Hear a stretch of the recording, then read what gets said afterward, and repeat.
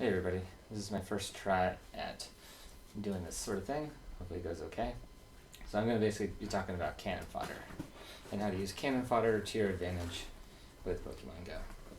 So what is cannon fodder? Cannon fodder kind of goes back to the old days when, the infantry would go rush the other infantry, and the other guys would have a bunch of artillery, and the artillery would just destroy them. So the cannons would shoot round shot and grape shot and just lay waste to those guys that were at the front of the lines. So kind of like cannon fodder is the guys who are just gonna die. So what I have here is my Pokemon. So the idea here is kind of, okay, what is it and how do we use it? So I'm about ready for a mass evolve. I was gonna do that before, but I figured I'll kind of show you guys what I basically have. I don't want to have to always be getting potions, getting revives, and dealing with that kind of stuff. Or going into a gym and having to search, like, okay, where is that guy? Where do I need that guy? The idea here is, what's the best placement to put guys who you'd probably just transfer? You do an evolve, how many people are going to keep a 783 Pidgey, right? Who's going to keep all of these, spiders now, or the rats? Time, you just transfer them immediately. So I say, no, I got a better use for them. So in battling gyms or training, you can use them for either one. Primarily I use them for training. And the reason for that is prestige is based on one thing and one thing only, and that is CP. The CP of the highest of your 6 compared to the guy that you're attacking. So if you're attacking, an 1165 guy with an 1165 guy, you get 500 prestige for knocking him out. If you attack, say, a 2000 guy with 1000, so exactly half, then you'll get 1000 prestige. If you're attacking a 10 CP Pidgey with a 3000 Gyarados, well, you're going to get 100. So the ideal situation is, can I get my guys at exactly half? Well, okay. The hard part with that is, most of these gyms these days,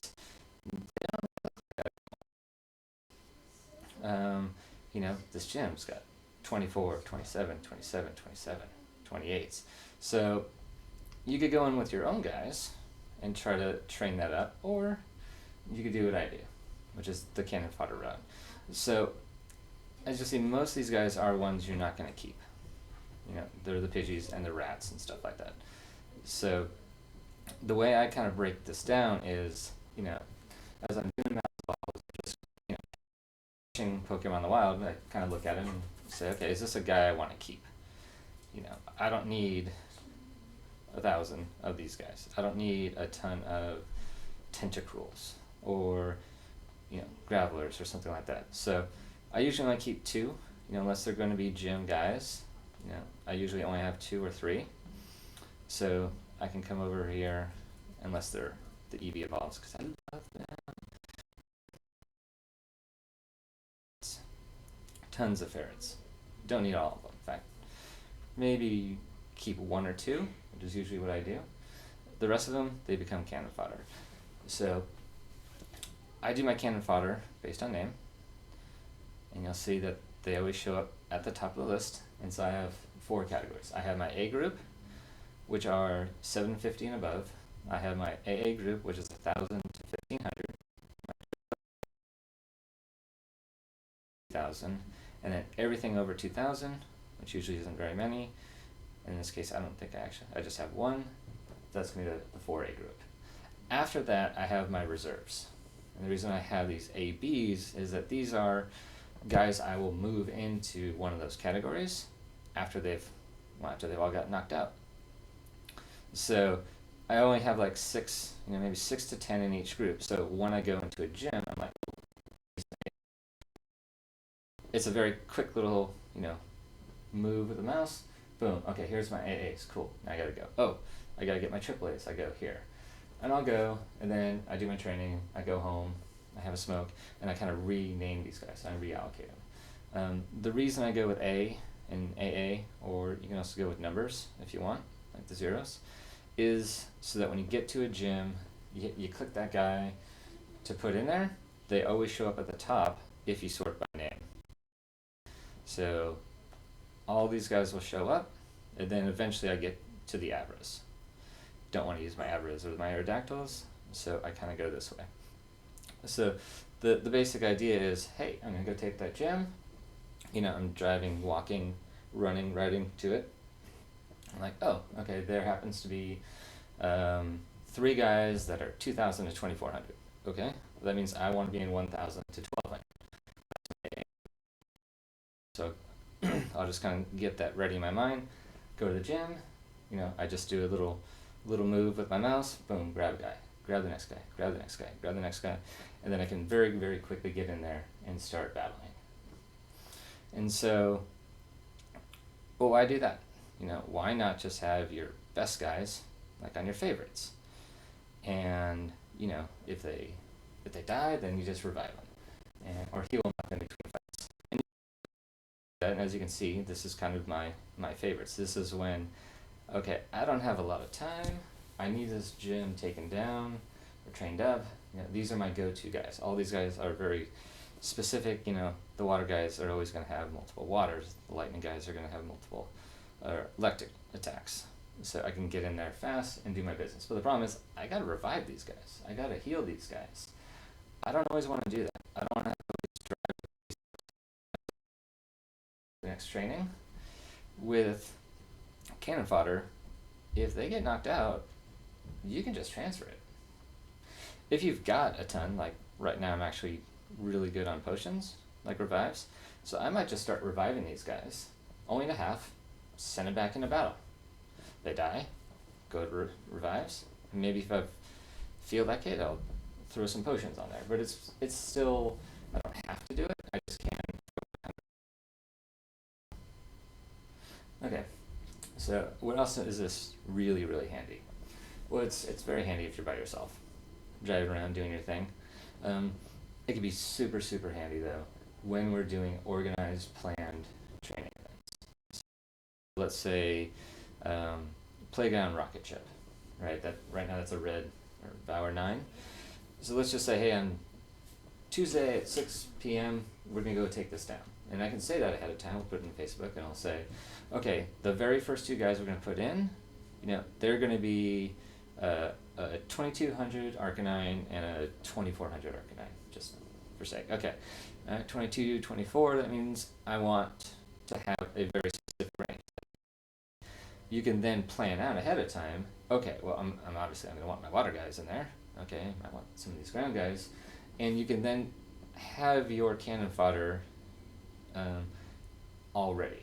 So if I knew we were going to do that, I'd find maybe 12 guys, maybe 6 guys, and go ahead and just name them all to 0 or 1 or 2, so that when we do get there, we take it down. It's like, okay, let's get to training. Boom, I can start, and I'm just going to click 1. I'm going to click a 1, I'll click a 1, I'll click a 1. Do that 6 times, I'll hit go. And I'm really just doing it for those first 2 guys. I'll kill those first 2 guys. Maybe I can do it 1 guy, because I've planned ahead. Maybe it'll take 2, maybe it'll take 3 or 4, but who cares, right? I can get in there, I can get the prestige really fast. We start adding more guys, and this gets to be a very fast process. If you've got multiple accounts or multiple phones, do it. It goes very, very, very fast. Okay, so one more little trick about this, because it affects how you do your evolves and how you plan for your evolves. So right now, I got a lot of Snubble candy, so I can make 7 of these guys. And I have a pretty big list here. Now I know that these guys are going to evolve, and they're going to evolve. The high ones are going to evolve into 1,700, 1,900, somewhere in that range. Well, that's not really my sweet spot. Right? I like my guys in the 1,000 to 1,500 range. That seems to work the best. That covers 2,000 CP to 3,000 CP, which is kind of most of the guys we're going to find in gyms. So what I might do instead is not evolve my top guys. And say, no, 50. I'm just going to go ahead and make him an A. Right? This other guy, I'm going to make him an A, because I don't know, I've already got a bunch of the evolved version. So in doing it this way, suddenly, instead of having really high guys, I can have slightly lower guys, and I now have an extra guy, right? I just created 3 more cannon fodder by choosing not to do it that way, not to just do the high guy, right? And cannon fodder, IPs don't matter. CPA only matters in the context of what range you want to put it in. If you know you're really low on triple A's, okay, well, go and have more of those. If you have like no A's, well, make some guys to do that. So, last thing, and maybe I should start with this, is, well, what else do you gain out of this, right? Why don't I just transfer guys? I don't care. I'll drive around all day. It's going to be slower in some ways. And my thought is this. If you evolve a guy and you transfer him, you get a candy. That's it. You get 1 candy. Now, if you use one of these guys to actually train, well, ideally, you're going to get 1,000 prestige. That's very helpful. You'll still get the candy, and you're also going to get 100 XP, because XP is 10% of the prestige you gain. So, kill 2 guys with some cannon fodder, well, it's 2,000 prestige. Still 2 candies, but now you got 200 experience. What I kind of prefer to do is think about it as, well, I'm doing gems for coins. So what does this translate to coins? Well, the gem is level 4, and you need to get it to 5. You need 2,000 prestige. Okay, so 2,000 prestige to put a guy into a gem. Well, that means that this guy is helping me get into a gem. So if we just say, okay, well, 1,000 prestige would be half the way to getting in the gem to get a coin, or coins. The coins will get you 10 per gem. That means I just made 5 coins. So 1 guy can get you 1,000 prestige, 100 experience, the candy, and you're getting 5 coins. So if you start thinking about, my list of AB guys, right? If I start thinking, hey, this guy's 5, that's 5 coins, that's 5 coins, that's 5 coins, which obviously isn't totally accurate when you're at over 10 gems, but if you're under 10 gems, it absolutely does make a difference. So that each of these guys you would have just transferred is now actually very useful. I think that's about all I have. I don't know if you guys are still listening, but thank you, and if you have any comments, you can just throw them on the Facebook. And I'll see you out there.